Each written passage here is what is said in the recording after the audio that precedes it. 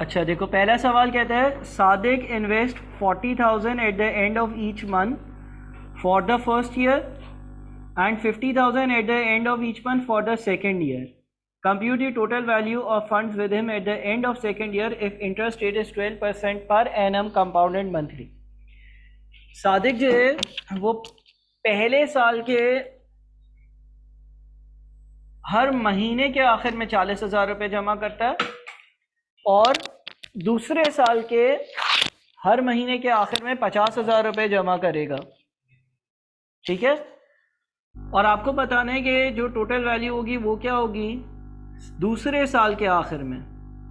तो देखो आपके पास लेट से ईयर 0 है, ईयर नंबर 1 है और ईयर नंबर 2 है.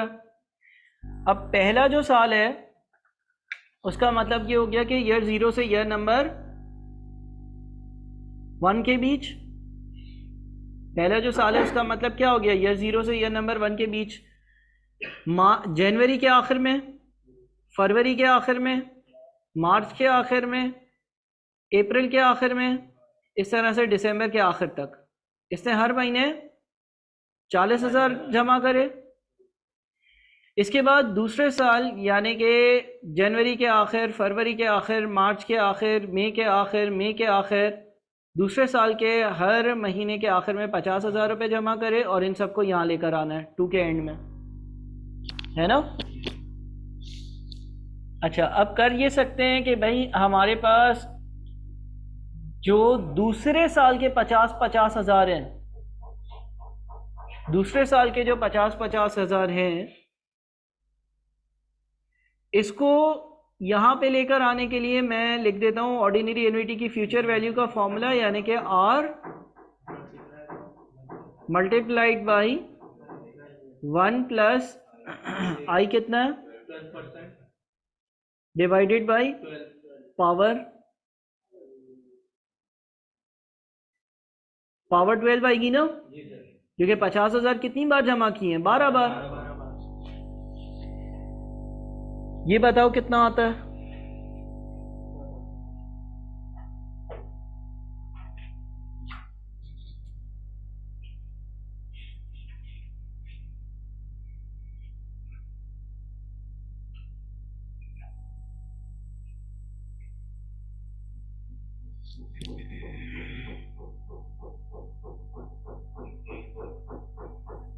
कितना 634,125.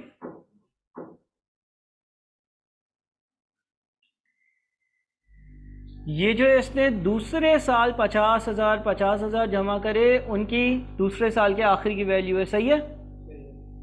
अच्छा, अब 40,000 पहले साल के हर महीने के आखिर में करें तो 40,000 multiplied by 1 plus 12% divided by 12 power 12 minus 1 divided by 12% over 12. इससे क्या होगा, 507, लेकिन ये कहाँ की वैल्यू 507, ये सर फर्स्ट ईयर के एंड की है 507,300. लेकिन ये पहले साल के आखिरी दिन की है.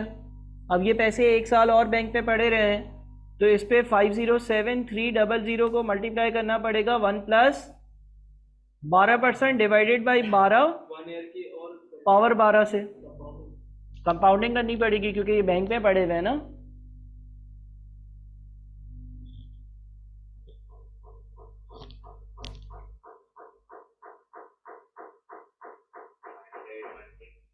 $5,716,38 सही है. चलो ये एक वैल्यू हो गई और एक ये वैल्यू हो गई. ऐड करो दोनों को, 634,125 और 5,716,38 दोनों ऐड करो.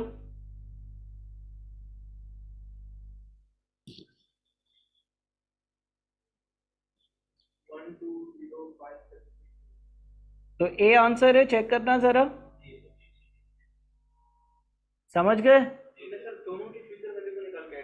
हाँ, क्योंकि उससे बोला हुआ है कि भाई मैं पहले साल के हर महीने 40,000 बैंक में डालूंगा, दूसरे साल के हर महीने 50,000 बैंक पे डालूंगा और दूसरे साल के आखिर में total total total total amount कितना हो जाएगा ये बता दो. सही है। अगर इसने विड्रॉल किया तो हम उसको माइनस अच्छा, अगला है Saqib has following investment options. Saqib के पास इन्वेस्टमेंट के कुछ ऑप्शंस हैं। Invest ₹500,000 today and get 200,000 at the end of each year for 4 years। आज आप 5 लाख रुपए इन्वेस्ट करो और 2 लाख रुपए आपको मिलेंगे at the end of each year for 4 years। ये एक ऑप्शन है। Invest 500,000 today and get 900,000 at the end of 3rd year। Invest 500,000 today and get 200,000 each at the end of 3rd and 4th year respectively. If cost of capital is 15%, which of the above options must be selected based on net present value technique? यानी कि हर option की net present value निकालेंगे। Net present value क्या होती है? Present value of cash inflows minus present value of cash outflows. अब पहला वाला जो ऑप्शन है इसमें क्या हो रहा है? इन्वेस्ट आप 5 लाख आज कर रहे हो, वो आउटफ्लो है। आपको 2 लाख कितनी बार मिलेंगे? At the end of each year for 4 years। तो आप कर दोगे 2 lakh multiplied by 1 - 1 plus 15% power minus 4 divided by 15%। NPV का फॉर्मूला बताओ। हाँ, present value of cash inflows minus present value of cash outflows. तो ये present value of cash inflows है minus present value of cash outflows. बताओ पहले की NPV कितनी आती है? पॉजिटिव या negative?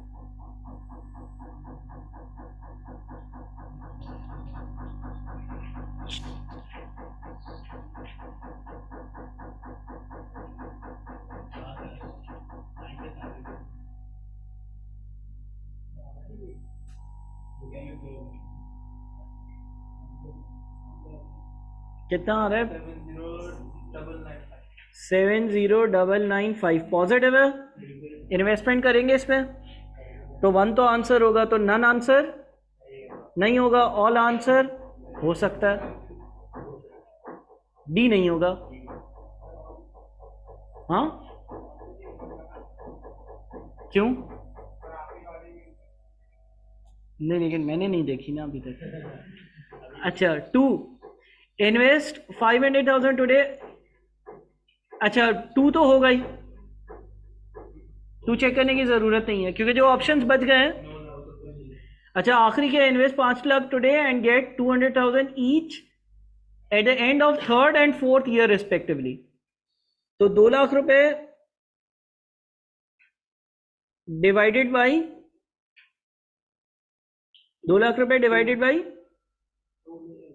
Present value cash inflow 1 plus 15% power 3 और 2 लाख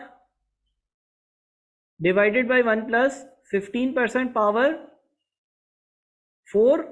ये present value cash inflows minus present value cash outflow. ये तो नेगेटिव ही आएगा ना यार, ये तो नेगेटिव ही आएगा। डेफिनेट सी बात है नेगेटिव आएगा। क्यों? क्योंकि डिस्काउंटिंग जब 2 लाख की होगी वो और कम हो जाएगा। 2 और 2 4 लाख बनते हैं, तो ये तो नेगेटिव ही आएगा। तो आंसर सी होगा। अब आप 2 को भी चेक कर लो। Invest 500,000 today and get 900,000 at the end of 3rd year। तीसरे साल के आखिर में 9 लाख रुपए मिल रहे हैं, उसकी प्रेजेंट वैल्यू कैसे आएगी? 9 lakh divided by 1 plus 15% power 3 minus 5 lakh, है ना? चेक कर लो, ये पॉजिटिव आनी चाहिए। सही है ना? तो सी आंसर होगा। बैक साइड पर चेक करना, सी है। अगला 6.53 में लिखा हुआ है Sadiq has following investment options. Sadiq के पास ये इन्वेस्टमेंट ऑप्शंस हैं। देखकर वायर ना हिल जाए, देखकर वायर ना हिल जाए। Invest 500,000 today and get 300,000 at the end of each year for 2 years. Invest 500,000 today and get 900,000 at the end of 3rd year. Compute IRR for each of the above options. Internal rate of return पर NPV कितनी होती है? 0। IRR पर NPV 0 होती है और NPV 0 होती है, एक बात। और दूसरी बात, present value of cash inflows is equal to present value of cash outflows.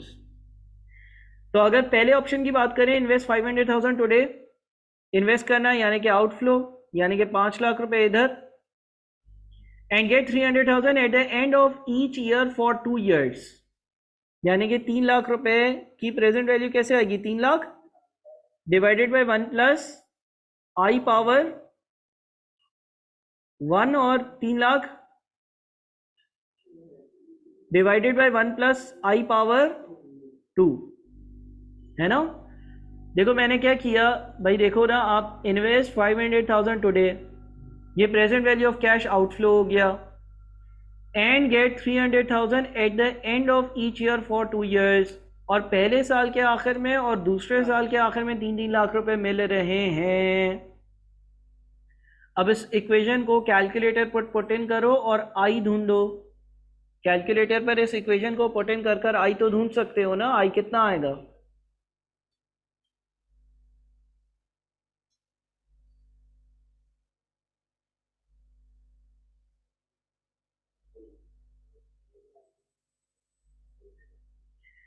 वैसे हम एक और काम भी कर सकते हैं, हम दूसरा वाला पहले सॉल्व कर लें। दूसरा वाला सॉल्व करना शायद आसान है। दूसरे वाले में क्या है? इन्वेस्ट 500,000 टुडे, तो present value of cash outflows की जगह 5 lakh, and get 900,000 at the end of 3rd year, तो 9 lakh divided by 1 plus I power 3। पहले ये दूसरा वाला सॉल्व कर लो, दूसरा वाला या पहला वाला भी कर लो, चलो कोई भी कर लो, लेकिन दूसरा वाला अगर सॉल्व करोगे तो मेरे ख्याल में काफ़ी आसानी शायद हो जाएगी। देखो भाई पहले और दूसरे का आंसर क्या बनता है।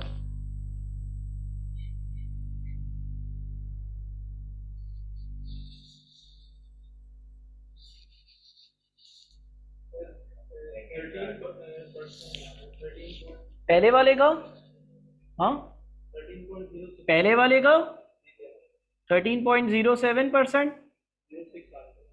6 के बाद क्या है? 6 ना, तो 6 जो है वो 07 बन जाता है ना। और अगली वाली दूसरी इन्वेस्टमेंट का क्या रिटर्न आ रहा है? 64, तो आंसर डी हुआ। चेक कर लो बैक साइड पर, बैक साइड पर चेक कर लो, आंसर डी होगा।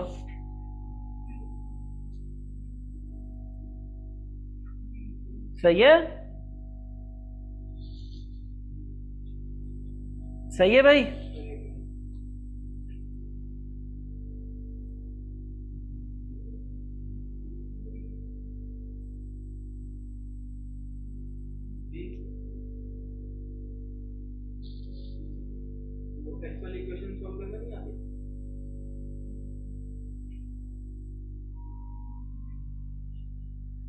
सही है भाई, जल्दी से।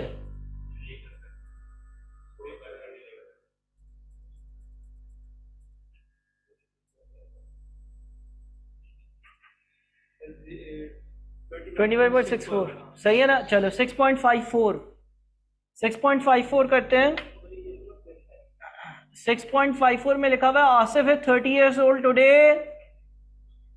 आसिफ की आज उम्र 30 साल है। He wishes to set aside a certain amount every year starting from today till he turns 40। He intends to have 5 million at the age of 40 to buy his own house. If interest rate is 11% per annum, compute the annual deposit he must make. Asif is 30 years old today. Asif आज 30 साल का है, ठीक है ना। आसिफ जो है वो आज 30 साल का है। He wishes to set aside a certain amount every year starting from today, यानी कि पहली बार ये पैसे कब जमा कर रहा है? 30 साल की उम्र में। दूसरी बार कब करेगा? 31 की उम्र में। कब तक करेगा? 40 की उम्र में। Asif is 30 years old today. He wishes to set aside a certain amount every year starting from today till he turns 40. He intends to have 5 million at the age of 40. Future value दी हुई है।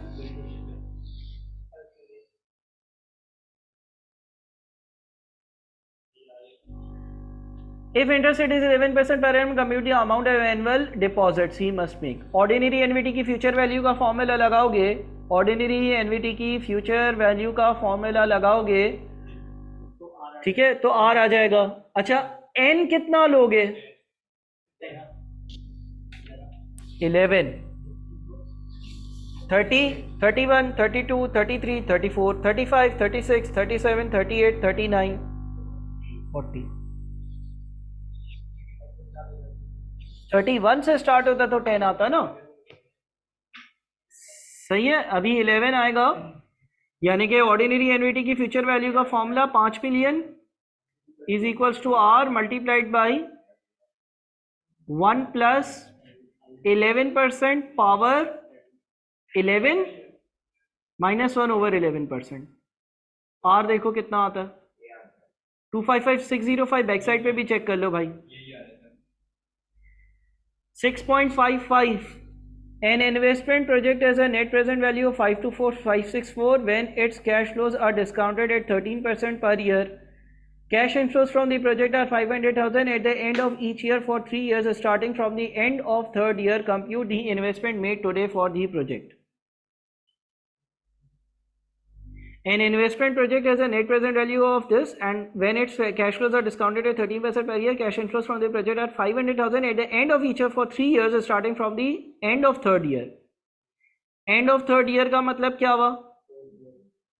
End of third year का मतलब Y3 हुआ ना। Y3 पर 5 लाख पहली बार मिले, दूसरी बार 5 लाख कब मिले? 4 पे। तीसरी बार कब मिले? 5 पर। ठीक है, और 13% का रेट है, कैश फ्लोज ड्राफ्ट कर रहे हैं हम, ठीक है ना। यहां पर इन्वेस्टमेंट कितनी हुई होगी ये नहीं पता, यहां पर तो कुछ नहीं है, यहां पर तो कुछ नहीं है। डिस्काउंट फैक्टर्स कैलकुलेट कर कर भी सवाल हो सकता है, ठीक है ना। 13% के हिसाब से टेबल से भी हो सकता है, या आप यूं भी कर सकते हो ना, ये 3 जो है इस पे ऑर्डिनरी एन्युटी की प्रेजेंट वैल्यू का फॉर्मूला लगाऊंगा, कहाँ होगा? 2 पर। 2 से 0 पर आने के लिए 2 सालों की डिस्काउंटिंग। तो हम कर सकते हैं 5 lakh multiplied by 1 minus 1 plus 13% power minus 3 divided by 13%। जितने R होते हैं, जितनी बार R होते हैं उतना N आता है। ये हम कहाँ पहुंचे? 2 पर। इसको कहाँ पर पहुंचाना है? तो क्या करेंगे, इसको फर्दर डिवाइड कर देंगे 1 प्लस 13% पावर 2 से। Present value of cash inflow minus present value of cash outflow is equals to 524564।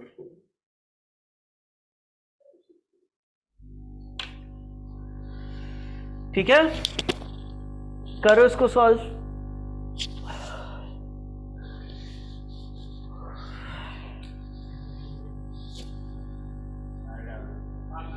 चालाक आ रहा है, चेक करो बैक साइड पर, सही है।